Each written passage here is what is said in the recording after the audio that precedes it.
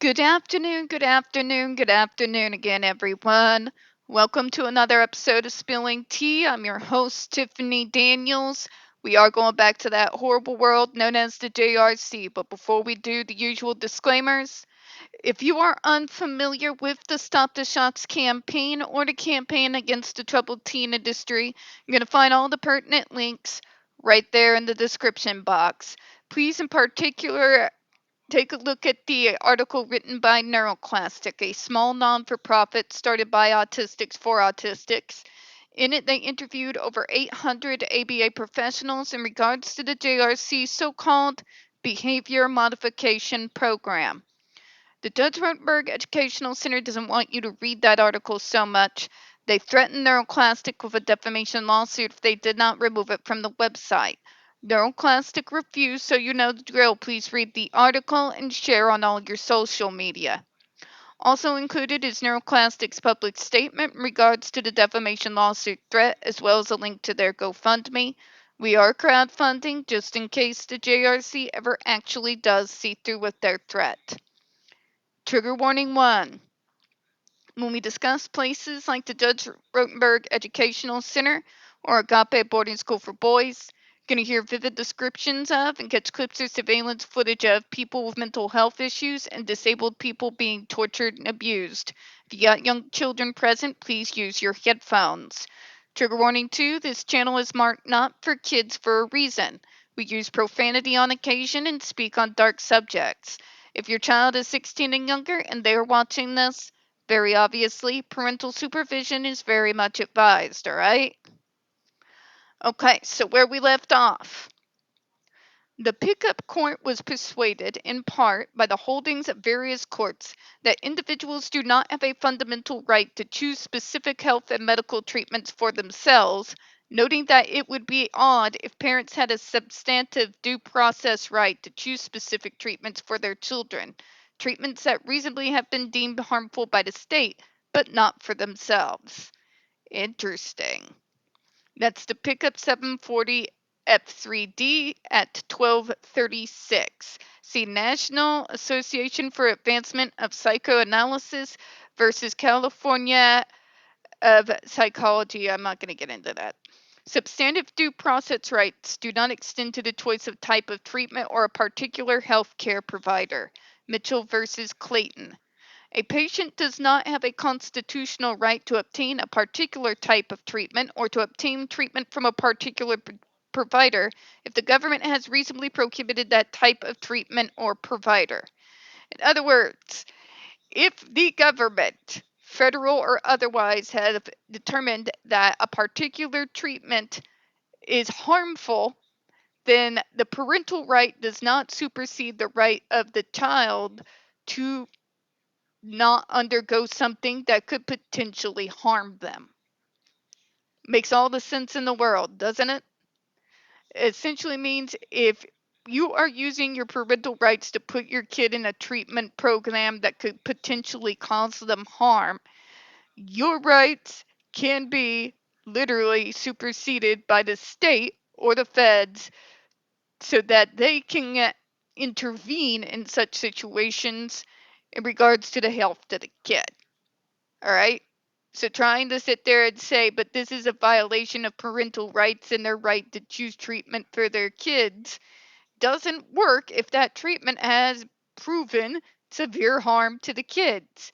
And if multiple ER documents and video surveillance footage is not going to tell you that the GED device has been shown beyond a shadow of a doubt to be exactly that, I don't know what to tell you, but you shouldn't be having kids and probably shouldn't be even living within a mile of one. Just just saying is all. Let's continue, shall we? Holding that there is no substantive due process right to obtain drugs the FDA has not approved, Rutherford versus United States, 616 FD 455 457. The decision by the patient whether to have a treatment or not is protected right, but his selection of a particular treatment, or at least a medication, is within the area of governmental interest in protecting the public health. See also Abigail, all for better access to developmental drugs, von Eskenbach, 495F3D, holding that terminally ill adult patients have no fundamental right to have access to investigational drugs that had not yet been approved by the FDA for public use. In other words, if this particular device has not been approved for public use, you do not have a fundamental right to then choose that for your kid, in particular when it is very proven that it shows a substantiated risk of unreasonable injury or harm. All right? So if your decision for your kid is to be put on a human shock collar, the feds have every right to ban the device, and then the parent can't go back and complain about their parental rights being violated. Okay? Care to Live versus Eckenbach, holding that because an association of cancer patients did not have a fundamental liberty interest in a particular treatment, FDA's denial of the product's application did not violate the association's right to substantive due process. So, in other words, yes, parents, you can choose medical interventions for your kid. What you cannot do is choose a medical intervention for your kid that has been determined harmful by the state or the federal government. So, in a situation when you're dealing with a device that has caused untold harm to multiple generations of disabled kids, the state has the right to intervene if you are going to sign your kid up to be shocked at just below the lethal limit for the sin of standing up for more than 3 seconds. God forbid you fish your underwear out of your crack. I'm sorry to go that blunt, but for a good majority of students, when they stand up in class, they're either there to be the class clown or there's underwear there and they gotta adjust. All right? That's what they're saying. In an area where a child's well being is at risk, the state and the feds absolutely have every right to intervene. As far as parental rights, those parental rights can be superseded, can be stopped in a situation where people have deemed that a not accepted treatment that they want, well, but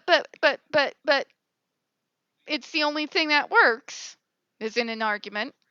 But parents' rights isn't an argument.